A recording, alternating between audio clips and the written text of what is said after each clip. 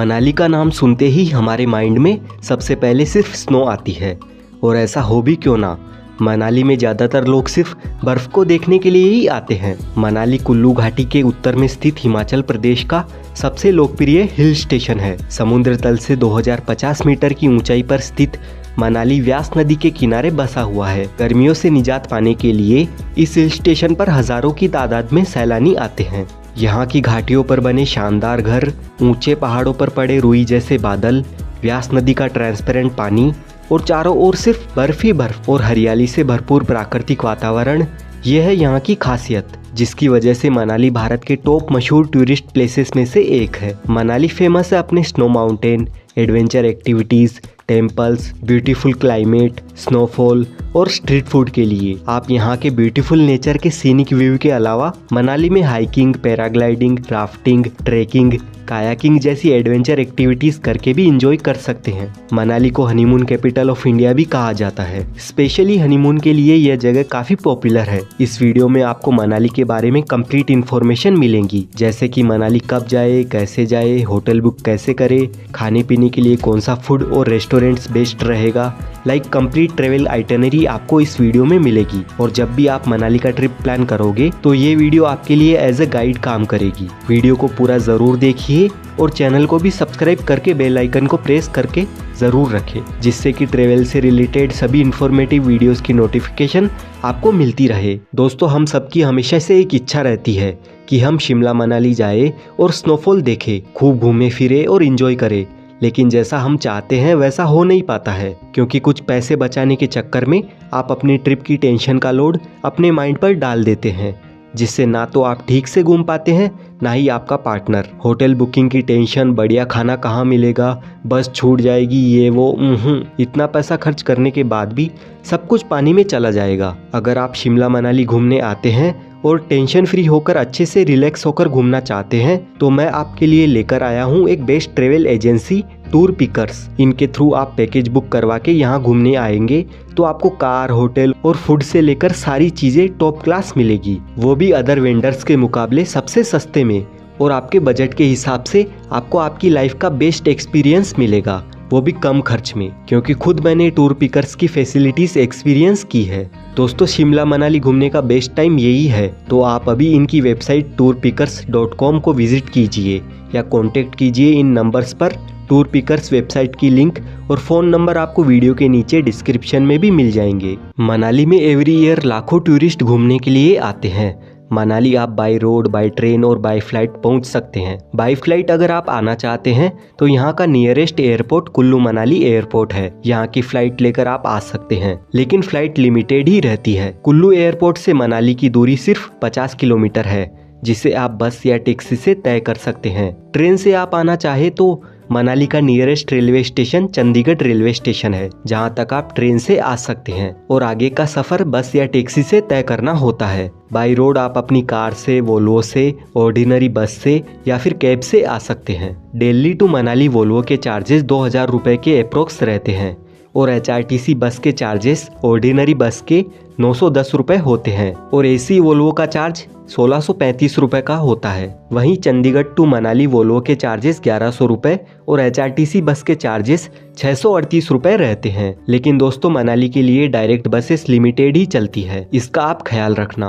अगर आप east west या साउथ इंडिया से आ रहे हैं तो आप दिल्ली या चंडीगढ़ को अपना बेस बनाकर आ सकते हैं, और बाय सेल्फ व्हीकल भी आप मनाली इजीली पहुंच सकते हैं। दिल्ली से मनाली की दूरी 536 किलोमीटर है, जिसे तय करने में आपको 13 से 14 घंटे का समय लगता है, और चंडीगढ़ से मनाली की दूरी 305 किलोमीटर है, जिसे तय करने में आपको 8 से 9 घंटे का टाइम लग जाता है। आप अपने व्हीकल से मनाली आते हैं तो आपको ग्रीन टैक्स देना होता है। बाइक का 100 रुपए, 5 सीटर का 200 रुपए, 6 सीटर का 300 रुपए का ग्रीन टैक्स लगता है। मनाली विजिट करने का बेस्ट टाइम दिसंबर से मई तक रहता है, क्योंकि मनाली ज्यादातर फेमस है अपने स्नोफॉल और स्नो एक्टिविटीज के लिए। इसलिए इन मंथ्स में 99% मनाली और मनाली की आसपास की टूरिस्ट अट्रैक्शंस में आपको स्नो देखने को मिल जाएगी। अगर आपके ये मंथ मिस भी हो जाते हैं, फिर भी आप मनाली आकर निराश नहीं होंगे, क्योंकि आप रोहतांग पास जा सकते हैं, जहाँ पर स्नो मिड सितंबर से शुरू होकर मई तक रहती है। सेकंड शेड्यूल में आप सितंबर से जून के बीच में कभी भी मनाली आ सकते हैं। बस आप जुलाई और अगस्त अवॉइड करें, क्योंकि इस टाइम रेनी सीजन रहता है और लैंडस्लाइड का खतरा भी बढ़ जाता है। मनाली में स्टे करने के लिए होटल की बात करें तो एवरेज होटल आपको 1500 से 2000 की रेंज में मिल जाते हैं। अगर आप मॉल रोड पर होटल लेते हैं तो रेट थोड़े हाई हो जाते हैं। अगर आप चीप होटल लेना चाहते हैं तो मनाली रोड से 2 से 3 किलोमीटर के डिस्टेंस पर आपको होटल मिलता है, जो आपको 1000 से 1500 की रेंज में मिल जाएगा। अगर आप पीक सीजन में यहाँ आते हैं यानी समर में, तो ऑनलाइन होटल की बुकिंग करवा कर आए। लेकिन वैसे आप ऑफलाइन भी होटल ले सकते हैं, लेकिन होटल कभी कभी एनी टाइम बुक ही रहती है, तो इस बात का भी आप ध्यान रखें। मनाली में कैसे घूमें, तो मनाली में कुछ पॉइंट्स वॉकिंग डिस्टेंस पर ही है जिन्हें आप चलकर ही कवर कर सकते हैं, और कुछ जगहों पर आप बस, कैब या बाइक रेंट पर लेकर जा सकते हैं। As per bike model rental bike के चार्जेस 1000 रुपये से स्टार्ट होकर 2000 रुपये तक होते हैं। अब बात करते हैं मनाली में कहाँ कहाँ घूमें। तो फर्स्ट नंबर पर दोस्तों आप मॉल रोड घूम सकते हैं। यहाँ पर आप shopping market, street food, cafes, restaurant explore कर सकते हैं। और शाम के टाइम तो मॉल रोड और भी खास बन जाता है, जहाँ पर आप थोड़ी देर बैठ भी सकते हैं और शॉपिंग कर सकते हैं। इसके बाद सेकेंड आप हडिम्बा देवी मंदिर जा सकते हैं, जो कि मॉल रोड से 2 किलोमीटर के डिस्टेंस पर लोकेटेड है। जंगल के बीचों बीच यह बहुत ही सुंदर मंदिर बना हुआ है, जो कि भीम की पत्नी हडिम्बा देवी जी का मंदिर है। स्नो बढ़ने के बाद इस मंदिर की खूबसूरती में 4 चांद लग जाते हैं। यहाँ पर आप यार्क के साथ में और यहाँ की ट्रेडिशनल ड्रेस पहनकर फोटोज खिंचवा सकते हैं। थर्ड नंबर पर है क्लब हाउस। क्लब हाउस की एंट्री टिकट 25 रुपए है। यहाँ पर आप शॉपिंग कर सकते हैं, ब्रेकफास्ट लंच कर सकते हैं, क्लबिंग कर सकते हैं, साथ ही रिवर क्रॉसिंग, स्काई साइकिलिंग जैसी एडवेंचर एक्टिविटीज भी कर सकते हैं। फोर्थ नंबर पर आप वन विहार आ जाए।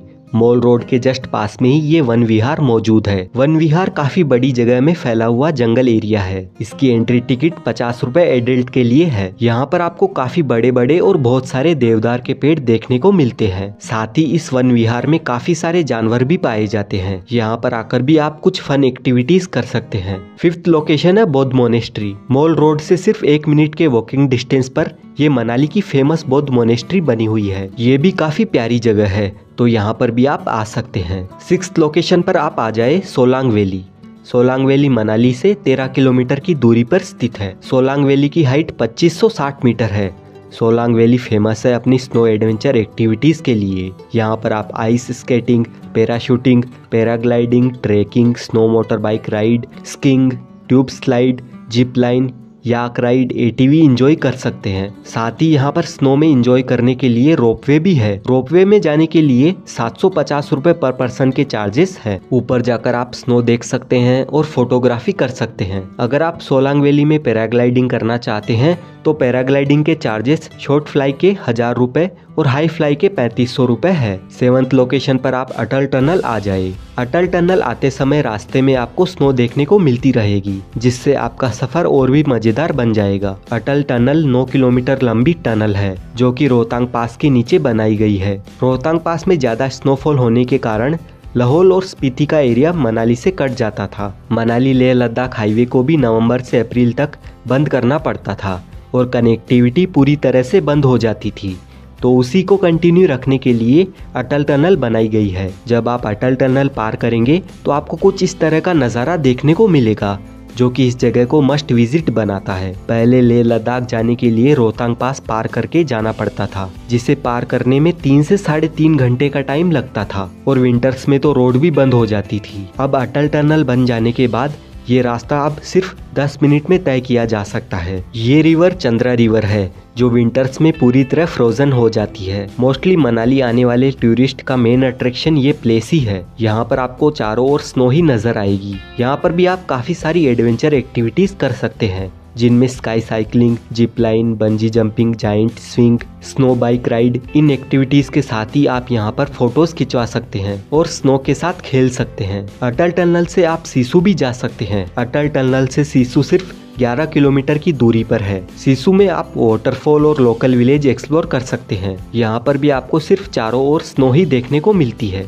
फूड की बात करें तो मनाली में आपको काफ़ी सारे street food points, cafe, restaurant मिल जाएंगे। वेज और नॉन-वेज फूड दोनों के ऑप्शन इजीली अवेलेबल रहते हैं। यहाँ का खाना काफ़ी अच्छा होता है और हर टाइप की वेराइटीज आपको यहाँ पर मिल जाएगी। मनाली घूमने के लिए आपको 3 दिन चाहिए होते हैं। डे 1 पर आप मॉल रोड, क्लब हाउस, देवी हडिम्बा देवी टेम्पल, वन विहार एक्सप्लोर कर सकते हैं और ये सभी प्लेसेस मॉल रोड से 2 से 3 किलोमीटर के एरिया में ही लोकेटेड है, जिन्हें आप बाय वॉक ही कवर कर सकते हैं। डे 2 में आप सोलांग वैली जा सकते हैं, जहाँ पर आप स्नो को देखने के साथ ही काफी सारी एडवेंचर एक्टिविटीज कर सकते हैं। डे 3 में आप अटल टनल और सिसु जा सकते हैं, या फिर आप गर्मियों में आ रहे हैं तो रोहतांग पास आप 3rd डे में कवर कर सकते हैं। अगर आप शिमला मनाली घूमने का प्लान बना रहे हैं तो टूर पिकर्स के थ्रू हनीमून पैकेज से लेकर फैमिली पैकेज तक आप टूर पैकेज बुक करवा कर आए, जिसमें आपको बेस्ट लोकेशन पर best hotel room, best food की फैसिलिटीज मिलेगी, वो भी आपके बजट में। एक बार आप चेक जरूर कीजिए, ये है टूर पिकर्स का कार्ड और उनकी सारी जानकारी आपको वीडियो के नीचे डिस्क्रिप्शन में मिल जाएगी। दोस्तों, वीडियो अच्छी लगी है तो वीडियो को लाइक करें, कमेंट करें, शेयर करें और चैनल को सब्सक्राइब जरूर करें। मिलते हैं आपसे नेक्स्ट वीडियो में। हाँ, और टूर पिकर्स की वेबसाइट एक बार आप ज़रूर चेकआउट कीजिएगा।